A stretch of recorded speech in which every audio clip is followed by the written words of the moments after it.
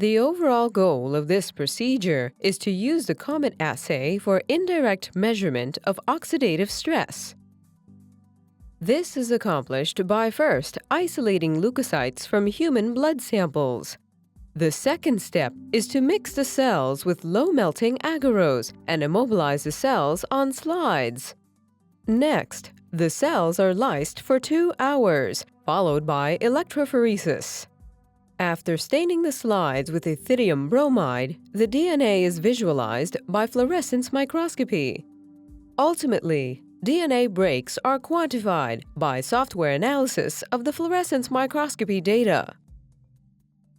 Today, we know that oxidative stress plays a crucial role in the pathogenesis of a variety of diseases, including, of course, eye diseases. There are many different ways of measuring oxidative stress. One way to measure it indirectly is by means of comet assay.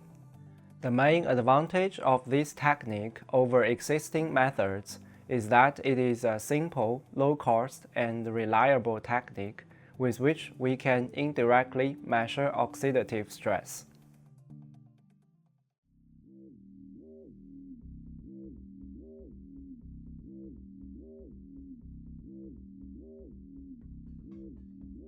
The leukocytes for this experiment will be isolated from human blood samples obtained with an anticoagulant by venous puncture. To separate the lymphocytes, first dilute the blood in a 1:1 ratio with PBS. Then layer over with 600 microliters of a density gradient cell separator liquid such as Histopac.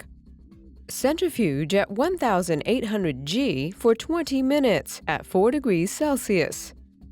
Aspirate the buffy coat into 3 to 5 milliliters of PBS. Centrifuge at 300 G for 10 minutes to pellet the lymphocytes. Using a pipetter, retrieve the lymphocytes from just above the boundary between the PBS and cell separator liquid. Remove the leukocyte bands from the interface between the plasmid and the cell separator liquid layers of each tube and collect into one 50 milliliter tube. Bring the total volume to 50 milliliters with cold PBS. Wash the cell suspension 3 times with PBS at 300 G for 10 minutes. After the third wash, count the total number of cells using a hemocytometer.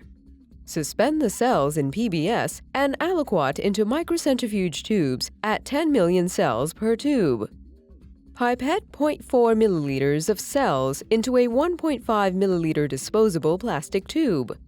Add 50 microliters of cell suspension into 500 microliters of a 1% low gelling temperature agarose at 40 degrees Celsius, prepared in advance. Mix and rapidly pipette 50 microliters of the cell suspension onto the agarose-covered surface of a pre-coated slide. Allow the agarose to gel for about 2 minutes at 4 degrees Celsius. Be consistent with the time and temperature used for gelling and ensure that the agarose is fully set before proceeding to the lysis procedure.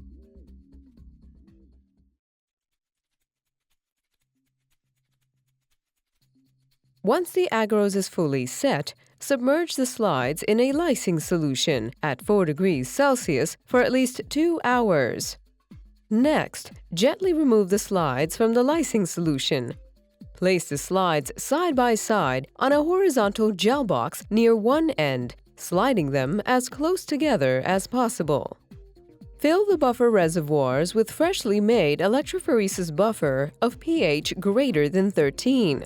Note that the procedure demonstrated here is for electrophoresis under alkaline conditions with pH greater than 13. Fill the buffer reservoirs until the liquid level completely covers the slides. Avoid bubbles over the agarose. Let the slides sit in the alkaline buffer for 20 minutes to allow for unwinding of the DNA and the expression of alkali labile damage. After 20 minutes, turn on the power supply to 25 volts and adjust the current to 300 milliamperes by raising or lowering the buffer level. Electrophorese the slides for 30 minutes. After 30 minutes, turn off the power. Gently lift the slides from the buffer and place them on a drain tray. In a drop-wise fashion, coat the slides with a neutralization buffer. Allow the slides to sit for at least 5 minutes. Drain the slides and repeat the coating with neutralization buffer 2 more times. Next, stain the slides with 1 milliliter of 1X ethidium bromide for 5 minutes. Wear protective gloves because ethidium bromide is a known carcinogen. After 5 minutes, dip the slides in chilled distilled water to remove any excess stain. Then, place a cover slip over each slide. Store the slides immediately. Stained slides can be stored for a month at 4 degrees Celsius in dry conditions. To visualize and assess DNA damage, observe the ethidium bromide stained DNA slide under a 40x objective fluorescent microscope. Set the automated tool that scans over the microscope slide and photograph the cells.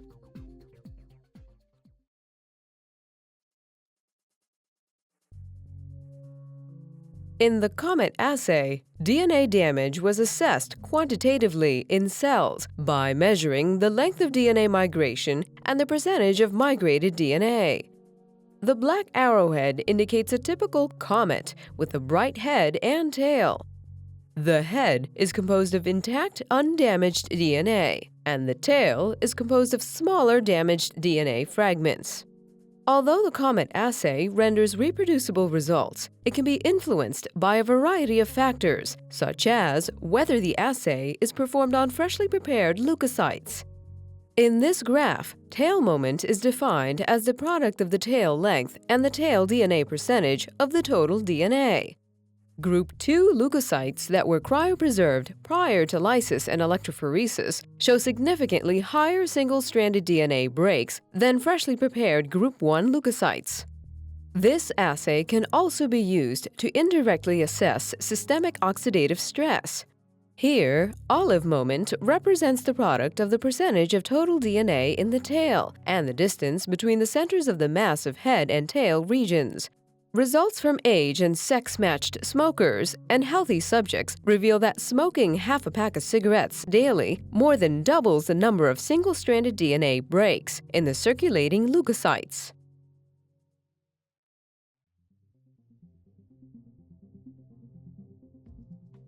Once mastered, this technique has several advantages, including its relative low cost, the small number of cells and therefore the small blood sample required per patient, as well as the relatively short period of time required to quantify DNA damage in cells.